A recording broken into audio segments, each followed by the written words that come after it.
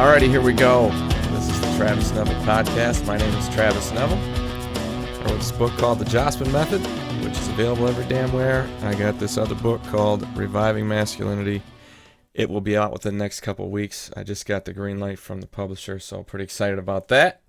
Things are moving along as far as that goes. I'm working on some excellent podcast guests in the next few weeks. I've got a date and a time locked down with a guy named Sven Erlandson, and I'll put up a graphic of his thing.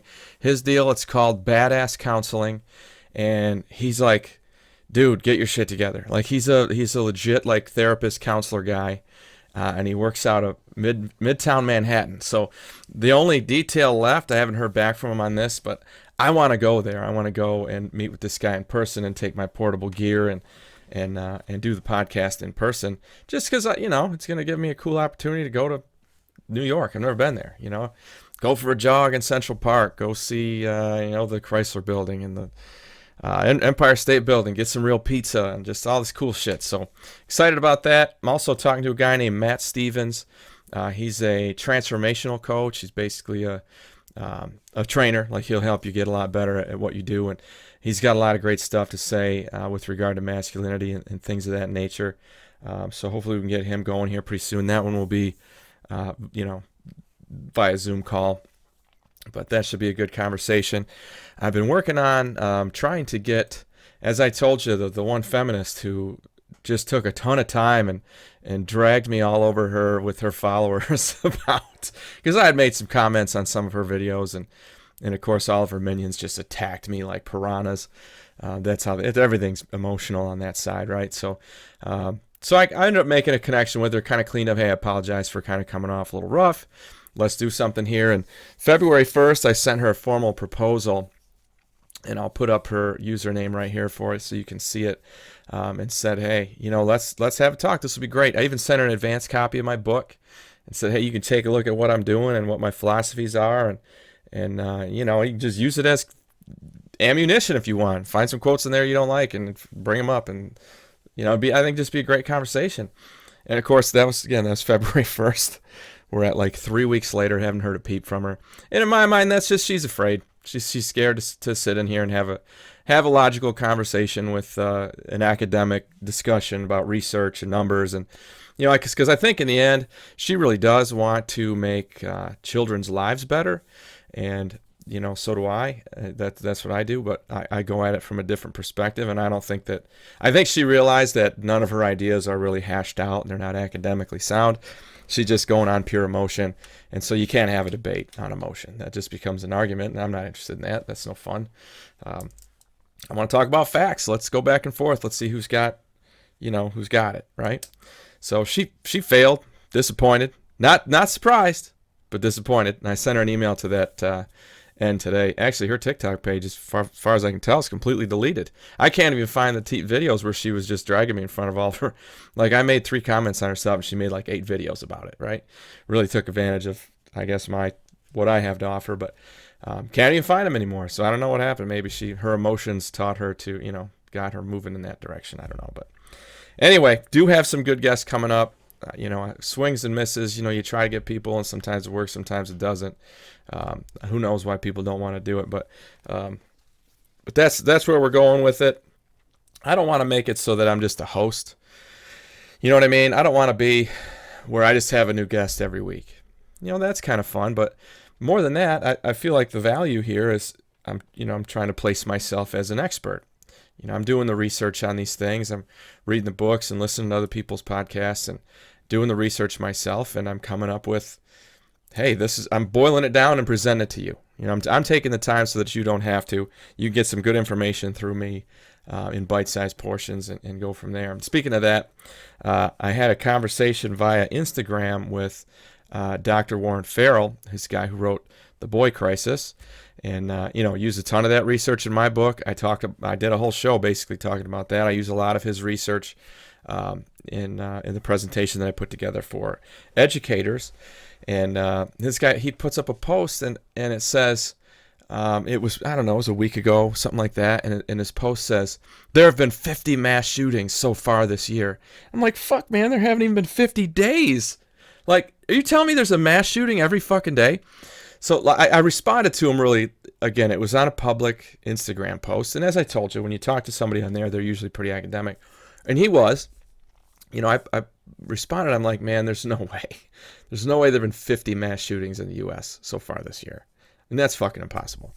And one of his followers responded and said, man, here's the numbers. And I look in this, he sends me to this link, which is very clearly, it's sort of trying to present itself as an academic website, but really what it was just somebody's completely transparent anti-gun agenda put into a website. There's just all kinds of ridiculous quotes and statistics on there that are just like hate porn. You know what I mean? Like one of the quotes was, 1 in 4 victims of mass shootings is a child or teenager.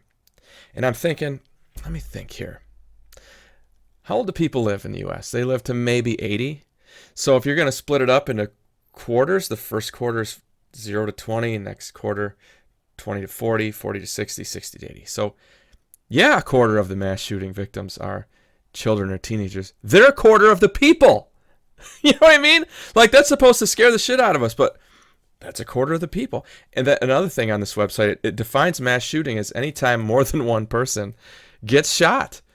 Even if it's in your home, that's a mass shooting. Could be, I don't know, just somebody got angry and came in there, or a drive-by. Or that's a mass shooting. I mean, fuck, the definition was so loose that, yeah, of course it's going to scare people. And that's the idea. They're trying to scare people. We got to make guns illegal, so let's say all this scary shit about them. So again, that's one of Dr. Farrell's followers that said that to me. And so I look at this website and I'm like, well, that's fucking bullshit. And so I go back and forth with him a little bit. And there weren't a lot of comments in the post. So Dr. Farrell's obviously watching it. So then I get a comment from Dr. Farrell himself. And he says, here's the definition of mass shooting. And he sends me something from Wikipedia. And I'm like, bro, you're a professional researcher here. And you're quoting me Wikipedia? Come on, you can do better than that. So, and of course I go into the Wikipedia post and it says 3 to 4 victims can't be in the home. Like, according to the definition that Dr. Farrell sent me, there's no way there's been 50 fucking. I told him that. I'm like, all right, man, according to this definition, you're down into the single digits with mass shootings so far this year. It's not 50. Okay, it's not even close. So I went to FBI.gov and I looked up the numbers. I mean, where are we so far this year? And it wasn't even close to what he said. So I'm disappointed in that, because he's a guy that I look up to as far as his research capability and he wrote several well-written books. It wasn't just the Boy Crisis of his that I wrote, or that I read. I also read one called The Myth of Male Power, which I included as recommended reading at the end of Reviving Masculinity, because it was great. Like, there's a ton of research, a lot of great information, stuff that will help you and is right in line with what I'm talking about. So really disappointed in that exchange, actually, from Dr. Farrell. Really disappointed. Like, I get it, man. You got to have some marketing. You got to do some sales. You got to do some things to get people fired up and interested and get them watching your posts. And that's just the world we live in. I get that, but I don't ever want to do that. I don't ever want to get to where I'm saying things that are, misleading is the wrong word, but irresponsible. How about that? It's irresponsible to be slapping shit around like that. I'm just not going to attach my name to it. I'll say things that are true that upset you. I will, but they're going to have to be true. Like the whole football thing, that's how that went down. I said some shit that was true, but it was upsetting to some people. That's the way it went, and it was fine. But you weren't going to dig into it and find out that, I was just kind of fanning the flame and exaggerate some things to get some attention. That's never going to happen. Okay. That wasn't a rant, but that was an update on where we're going with reaching out to other professionals. But it does tie into what I really want to talk about today. And I realize that we're fucking 10 minutes in, but wanted to call this show Pure Evil. Here's why. Let me start out by saying this. Pure evil is a myth. There is no such thing as pure evil. And here's what I mean by that. I guess I should say pure evil intentions, I suppose, something like that, right? And, of course, now I'm going to call this episode Pure Evil, right? And, yeah, of course, that's got a little pizzazz to it, and it might make people click, ooh, pure evil. Of course, come on. But it's not untrue. I'm going to talk about evil. I'm not under-promising, or over-promising, I should say. But this is what I mean by that. I don't know if real evil, pure evil exists. And this is what I mean. No one ever, as far as the people you're going to get in contact with, unless you're an absolute fucking sociopath, of whom there are very, very, very few. You are never going to meet one, okay? You're never going to meet one. No one ever decided, I'm going to do evil shit today, all day. I'm going to be an evil bad guy. Everyone, just like you, thinks they're doing the right thing. They believe that what they're doing is warranted. They rationalize it. It's, no one actually sets out to do evil. And I would tell you this, that I don't know the numbers on it, but I'm just going to guess based on the research I've done, 95% of what you're going to call pure evil is a reaction to something else. Okay, let me give you an example. And granted, it's going to be a big one. Hitler. Okay, and I'm not going to say the guy wasn't evil. I don't know. I don't know enough about him. All I know is what history has said about him. Never met the guy, never talked to the guy. But in his mind, he didn't think, hey, I'm going to go do some evil shit here. In his mind, he thought he was doing some great shit. He thought he was doing amazing, amazing things. I had a conversation with one of my buddies the other night about these Lipizzaner stallions. I think I'm saying that right. But these horses that he had bred, had his experts breed and create this basically unbelievably perfect and strong and amazing breed of horse. And he thought, hey, I'm going to make all horses better from now on. Now, that's not a terrible motivator, right? And in his mind, although he went about it in a very, very fucked up way, he thought, I'm going to make a new breed of humans. I'm going to make humans better. I mean, that's not a bad idea. You gotta admit, the idea itself isn't bad. Now, granted, how he applied it was completely fucked up. But what came before that, in some way, he thought that Jews, homosexuals, gypsies, whatever, all the people that he was going after, he thought that they weren't good. He thought there was something about them that sucked. They had wronged him in some way. They had wronged his family or something of that nature. And so what he was doing was a reaction to that. Makes sense? So his evil, his brand of evil, and I'll tell you that the shit he did was evil. There's no doubt about that. Nobody's going to argue that. Same thing with Stalin. Same thing with Pol Pot. I mean, there are all these leaders out there that have created these situations that obviously are terrible and ghastly and just fucking awful. But they're doing those things in reaction to something else. So they never think they're doing something bad. Okay? You do it in reaction to something else. And the reason I use that as an example, the reason that we're going to talk about it at all, is, of course, so it applies to you. And here's how that goes down. It's emotion. Okay? I talk all the time about traffic, and I hope that I can't wait until I get to the point where I don't fucking talk about traffic anymore because I don't have to experience it because I live the fuck out of the city. Right? I can't wait till that's not my go-to, but someone cuts you off, and the reason I'm bringing it up this time is because I was coming back from up north a couple of trips ago, and 475, which goes through Flint, was shut down. I couldn't use it. I had to stay on 75, and I couldn't use my usual cut-through.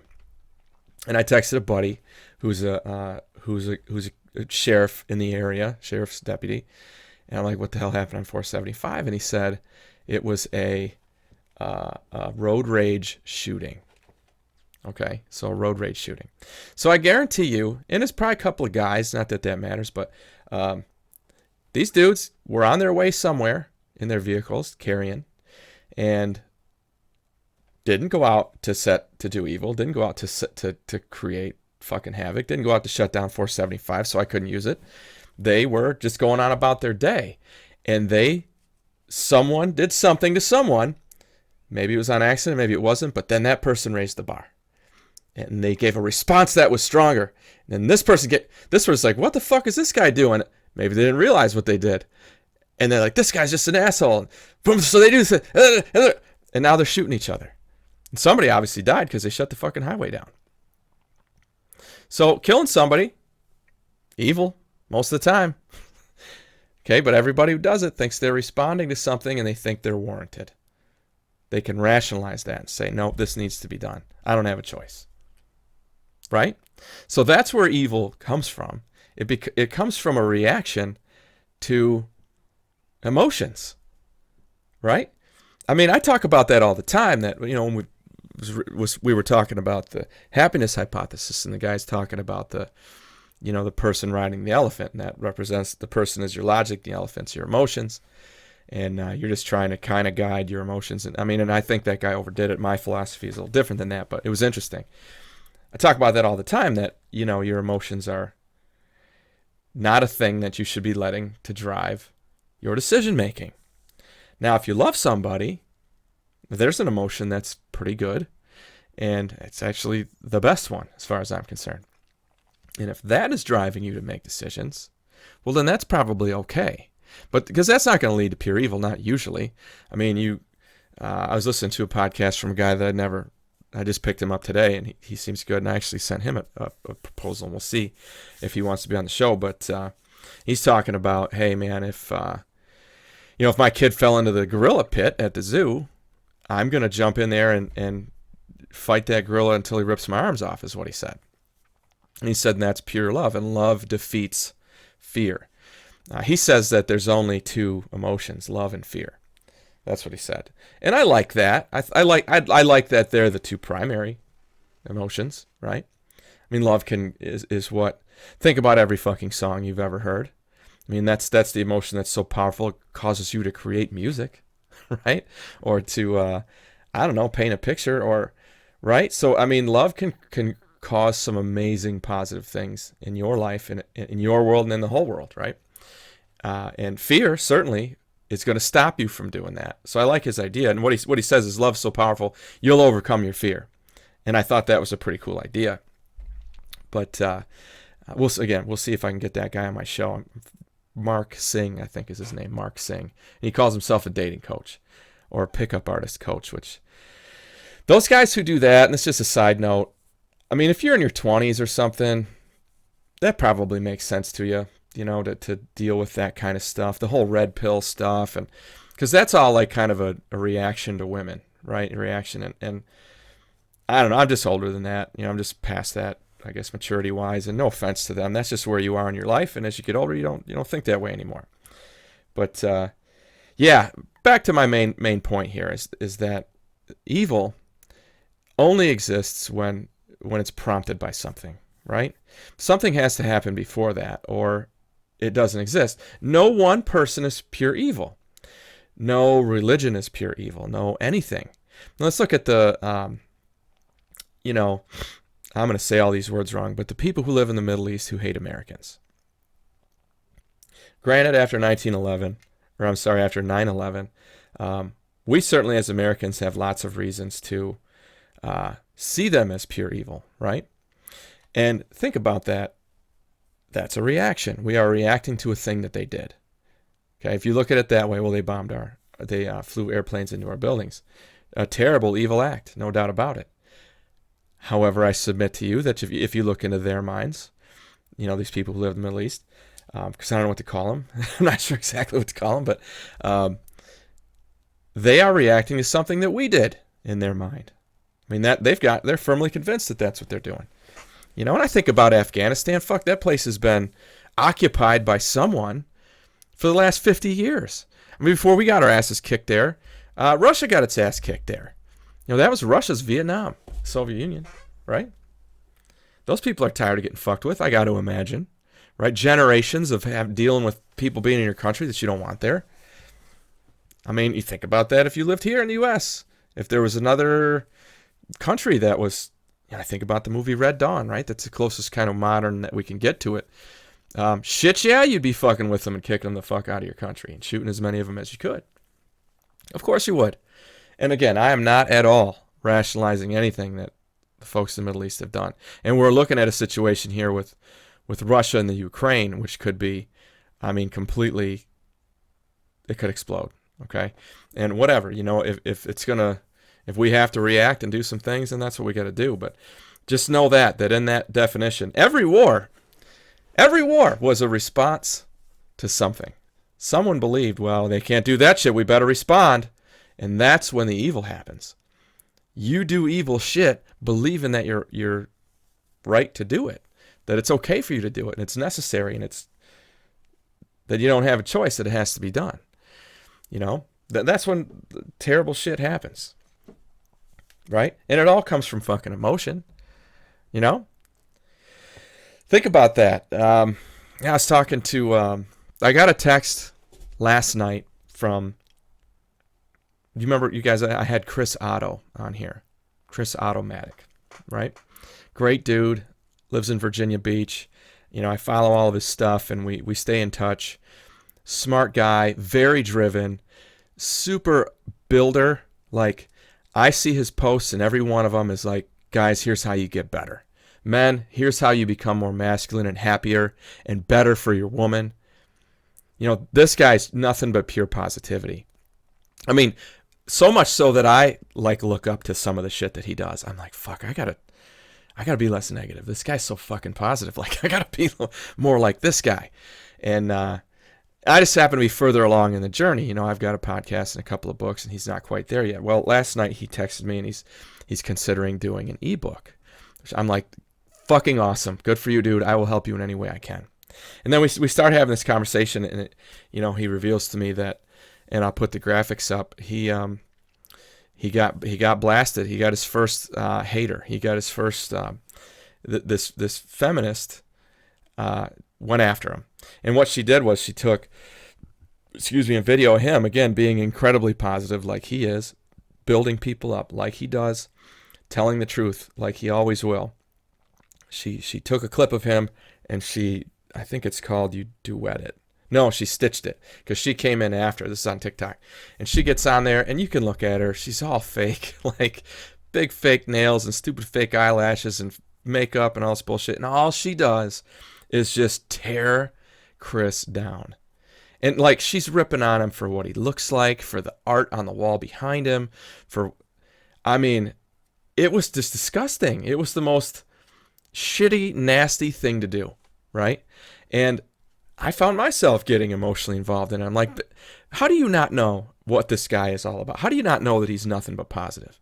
And you're going to go after him and tear him down? You know, I found myself starting to react and maybe even rationalizing, getting on there and blowing her ass up, right? Which I didn't really do. I just responded like, you need to look into this guy. He's very positive. He's a builder, and you are not. You are tearing him down. You need to reassess what you're doing, or something like that. Is all I wrote. Like, I didn't attack her, right?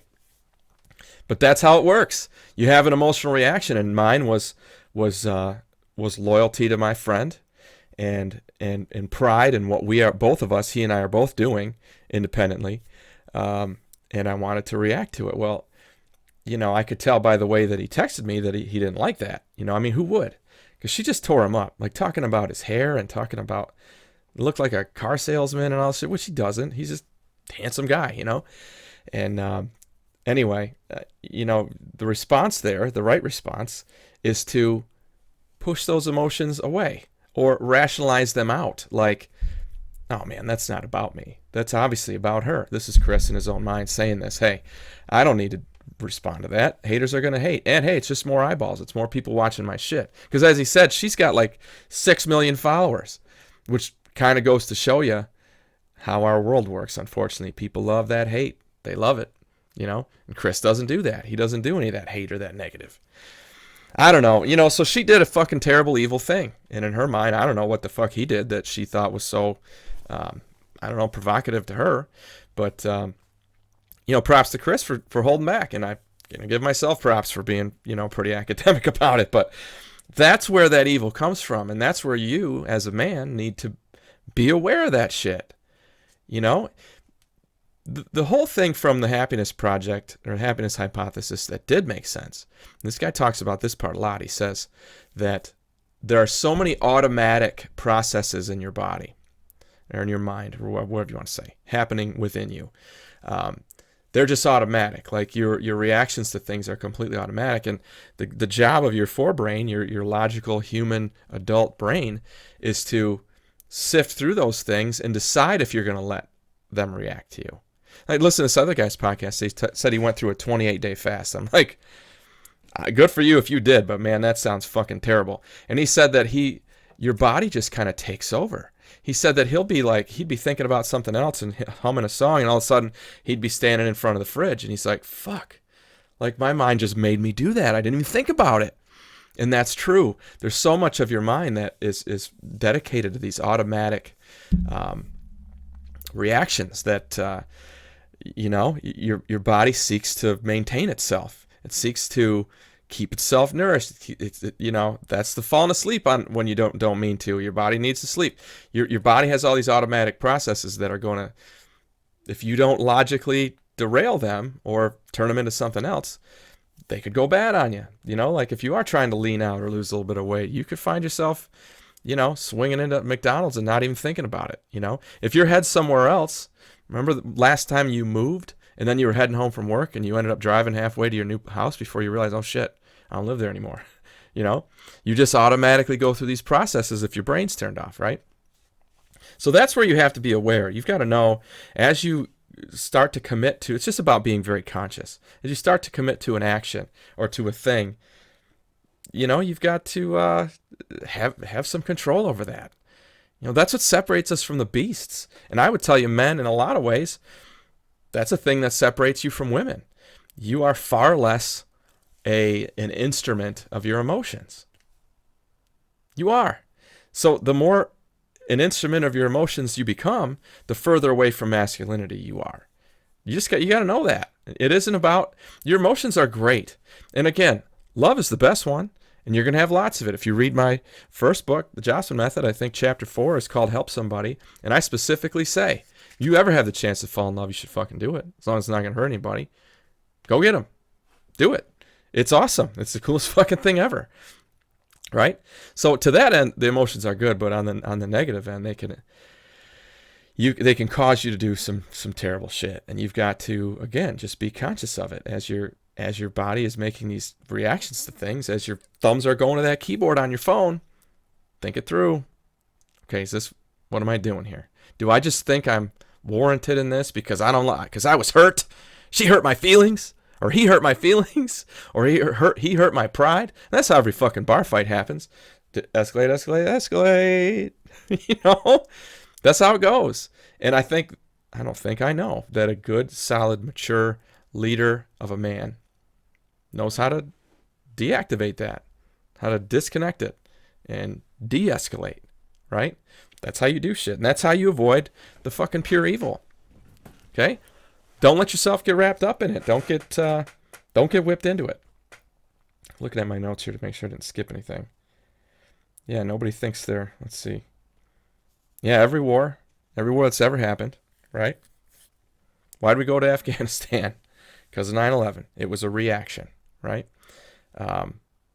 Vietnam, same thing. We were reacting to a bunch of things that Soviet Russia was doing.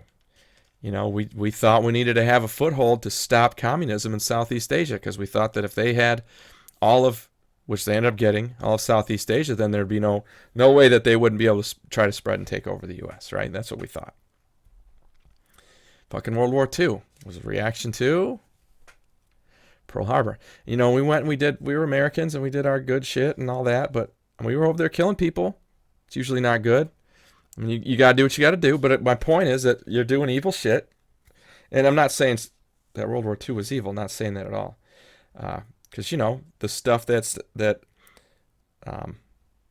Hitler was doing and the stuff that Japan had done to us, we didn't have, at that point you don't have a choice. Then now you got to go to the guns. I've talked about that. I think that, just watch your emotions, for fuck's sake. Don't be an emotional guy, all right? Be unwavering, okay? I was sitting in a meeting with some guys, and they were asking about this new book, and one of them asked me, he said, what does unwavering mean? And he's a younger guy, so I'm like, well, it's, and so I thought I'd give him an example. And I'm sitting there with this young guy, and his boss, who's a guy that is a friend of mine and I really respect. And I said, well, Nick over here, Nick is unwavering. He's a guy who, no matter how tough things get, he doesn't act any different. No matter how great things get, he doesn't act any different. He's unwavering. He doesn't ride the emotional waves of life. He stays himself no matter what. He watches all the storm happening around him, and he stays calm and he stays planted. And that's why he's a good leader. And that's why he runs his own business. And that's why he's paying you to do what you do.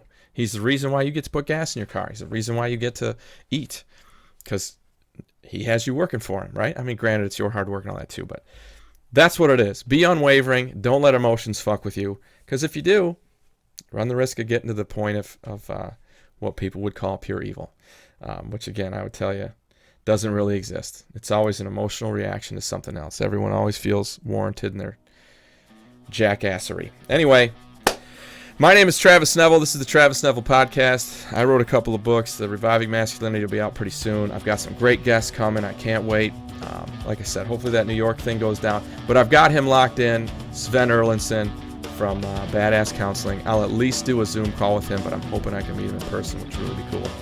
And we'll go from there. But I hope in some way today's show helped you to get your shit together. Have a great week.